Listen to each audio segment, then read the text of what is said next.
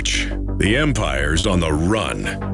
Alex Jones and the GCN Radio Network. Why does the United States spend the largest percentage of GDP in the world on healthcare? Why do we have the highest cancer rates on the planet, the highest rates of diabetes, autism, and every other major disease? It all comes down to one thing. We are what we eat. Our food is devoid of nutrition and processed with poisons and additives. Our water is filled with toxic poisons and big pharma runoff. All of this has been engineered by design. We can turn the tide against the eugenicist by giving ourselves the nutrients our body desperately needs. To learn more, visit InfoWarsHealth.com. The site is literally packed with audio and video featuring top health professionals who don't bow down to big pharma. The fight against the New World Order starts with you, and you can't stand against the machine if you're sick, tired, and obese. When you visit InfoWarsHealth.com, be sure and check out the catalog with nearly 400 life-changing products and get free shipping when you sign up for AutoShip. Introducing Pro One. All of your filtration in one system, portable, on the go. No more do you have 2 or 3 filters to just reduce sodium fluoride. You have a system that cuts out the sodium fluoride and up to 95% of hydrofluorosilicic acid. Advanced manufacturing technology combines silver-impregnated white ceramic with new Aquamedics advanced media for removal of fluoride and other heavy metals, all in one filter element. It is the only one that does it, and out of the gate, we have it discounted at 10% off with promo code WATER. This is the only system that in one unit helps reduce or remove pesticides, herbicides, chloramines, ammonia, and chlorine, hydrofluorosilicic acid, the most common form of fluoride not covered by other fluoride filter brands, and sodium hexafluorosilicate. Get your Pro Pure with the new Pro One filters today at InfoWarsStore.com or by calling 888-253-3139. Alex Jones here with a message to fellow freedom lovers. The prognosis for the entire planetary economic system runs from bad to worse. The globalist model is to shut down societies and starve patriots out until they acquiesce to the global takeover. That's why we've assembled the most vital and important preparedness items at InfoWarsShop.com. These are items that I did research on, that I personally use. We've got the Life Straw, so you can turn fetid water into safe water anywhere you go. The K-Tor hand crank generator to charge up key equipment during power outages or out in the field. Strategic Relocation, 3rd edition by Joel Skousen. When Disaster Strikes by Matthew Stein. ThyroSafe, used by Homeland Security to protect yourself during any radiological event. Hand crank shortwave AM/FM radios. Everything that we've researched and found to be the best is available at InfoWarsShop.com, and your purchase makes our InfoWar possible. We're getting prepared. Are you? InfoWarsShop.com. I would stand in line for this.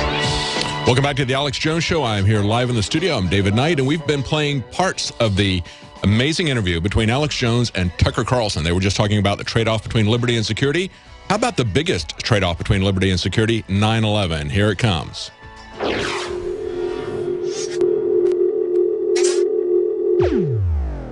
Well, that sounds really creepy. You're not supposed to have domestic propaganda, but that same year, they removed the blocks on that. I know Daily Caller covered that. And then now, on top of all that, we have these moves in your big investigation at dailycaller.com on Media Matters and these memos where, sure, nobody reads them except for the talking points from MSNBC, but still they meet weekly with the White House. And they have things like infiltrate and bring down media. It sounds like Cass Sunstein on steroids. Talk about that investigation and talk about that whole constellation of government's answer to the alternative media is to try to infiltrate it like it's some foreign government. Exactly, and to try to control it. I mean, I think it's scary because in the end, what separates you from the federal government is they have a monopoly on the use of force. They can force you to do things. You can't force the federal government to do anything. You're a citizen. They can force you to do anything they want. And so it's an asymmetrical contest here. They have all the power, which is why you don't want them interfering in the media. When I was a kid, my dad ran something called the Voice of America in Washington, which was our big radio station to the rest of the world, mostly to the Soviet Union. And in their charter, like the first sentence was, you cannot broadcast this to the United States because it's a government news organization, and there's something immoral about imposing it on our own people, because that would be propaganda. And whatever you think of Voice of America, they kept to that. Like, they broadcast outward. This was for everyone else, but not for us. It's the same with NSA. I remember when I was a kid in Washington, people would always say the NSA is, watching everything, but they're not watching us because they can't. It's against their charter. The second that changed, there were major consequences. And I've talked to people like Wayne Metz and others who were mid-level there. He said, no, we, until even the mid-90s, did not watch people domestically. Exactly. Because the Congress wouldn't let them do that because they knew they'd end up being watched, then they could be blackmailed. Exactly. I remember when the Patriot Act passed, people saying, this is really scary, and I have to say, I'm always happy to admit my many shortcomings. I remember thinking, it seems a little hysterical. Like, really, is there anything super scary in there? A lot of it was probably necessary, but allowing the NSA and CIA and intelligence agencies that have been traditionally focused by law outward to focus inward, I think that was a very unwise decision. Oh, it's going to be used politically, just like the IRS being used on the Tea Party and pro-life groups, and then they don't even get in trouble because it's the fox watching the hen house with Eric Holder. If Obama doesn't get in some type of censure or trouble, it sets the precedent. I just can't imagine what it's going to be like 10 years. Well, what was so striking was when that came out, I think of myself as a completely mainstream person. When that came out, my instinct was outrage. I can't believe that the NSA has the ability to read all of my emails, capture all my Google searches, listen to my phone calls if it chooses, my texts. The first thing, I'll never forget this, was the Republican leadership, not all the Republicans in Congress, but the leadership, Boehner, Cantor, Mike Rogers, head of the Intel Committee, they instantly went to the president's aid, and I remember thinking, well, who represents me? So it's a big club, as George Carlin would say, and we ain't in it. No.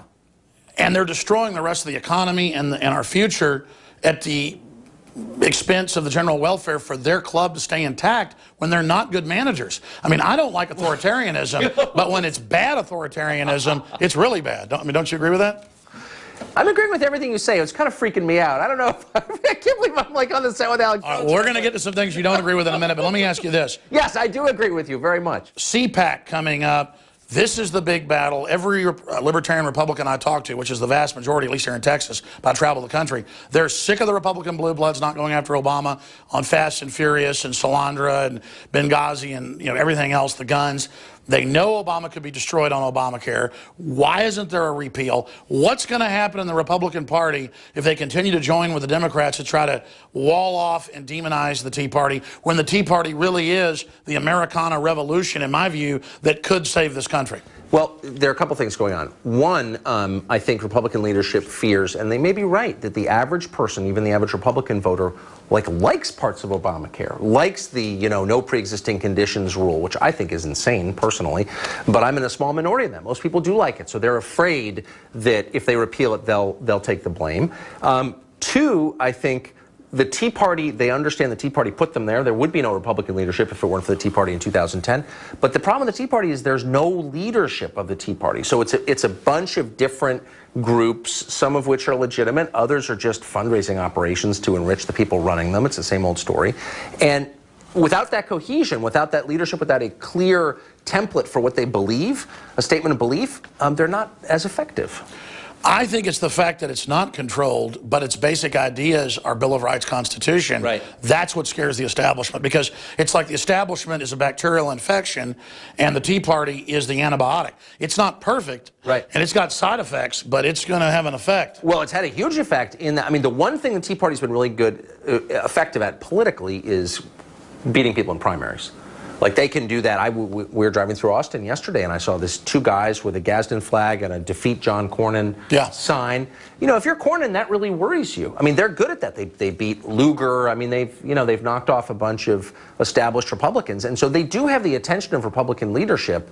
But the problem is, anybody can jump up and say, I'm part of the Tea Party, and it's hard to know exactly. Sure, but I mean, look at Ted Cruz, look at Rand Paul. I mean, they would have passed their gun control probably without them fighting for us.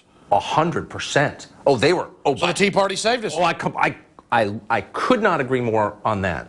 The gun control thing, by the way, all of whom have armed bodyguards wanted to strip your ability to defend yourself and your family while they remain safe, again, with their taxpayer-funded armed bodyguards, they would have sold us down the river in a second on guns, for sure, if it weren't for the Tea Party. So, amen. I'm totally. So again, I'm not romanticizing the Tea Party, and I know it's a diverse group, but the establishment's attacking it. Every time they leak some Joe Biden speech, he's worried about it. The Republicans are worried about it. You know, they tell the Tea Party, play nice, don't run against us, while they're raising money with the trade federations and groups to go after. I agree. And so the Tea Party needs to attack and needs to take over the Republican Party, and then people will see it as a real Americana populist type movement. And MSNBC's failed trying to say they're all racist.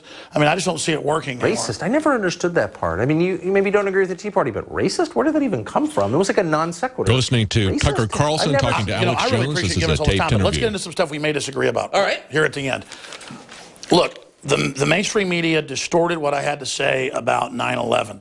All I said was the hijackers were trained at bases in Saudi Arabia. They were allowed in, even though they were on the terrorist list.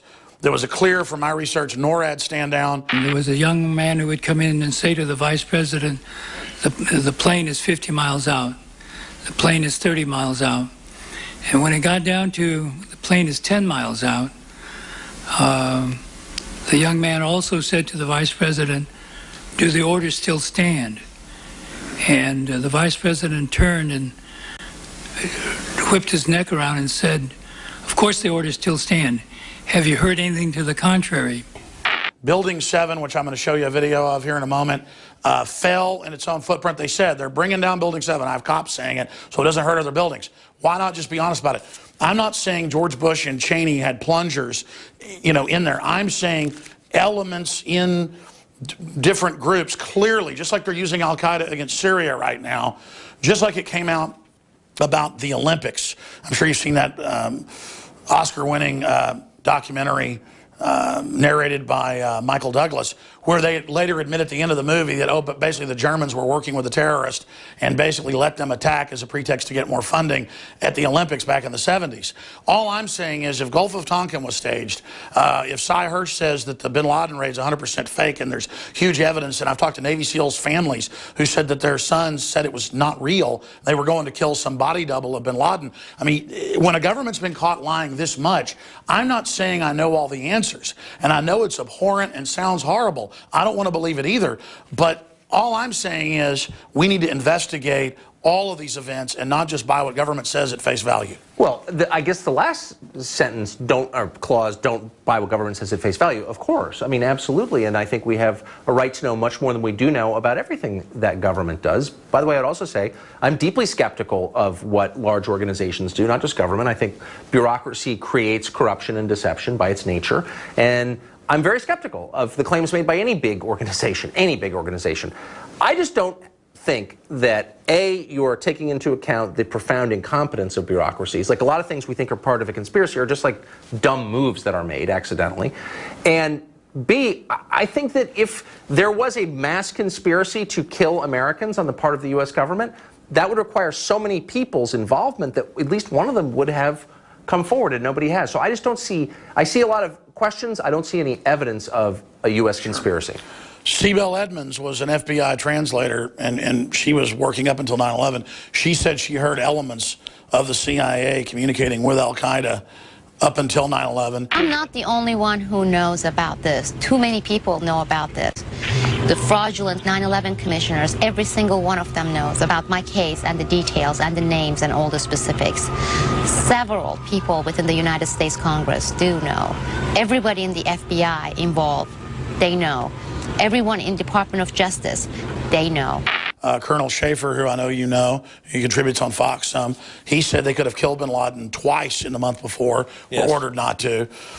So I'm saying bare minimum, they want Al-Qaeda running around out there because it's a way to take our liberties here at home. Who can deny that they've used 9/11 to take a lot of liberties and now say, oh, our main mission isn't Al-Qaeda, it's the Tea Party, it's gun owners, it's returning veterans?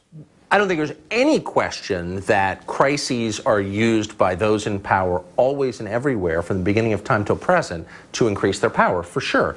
Either intentionally or unwittingly. I think a lot of these people have, you know, clean intentions, but that's just the nature of power. It concentrates more power to itself, of course. I just don't believe that anybody at high levels of the U.S. government in 2001 allowed 9/11 on purpose. I don't think there's any evidence for that, and I think it scares the shit out of people when you say that. And I think they have a lot of things to be scared about already, and I think that's a waste of time to go down that path.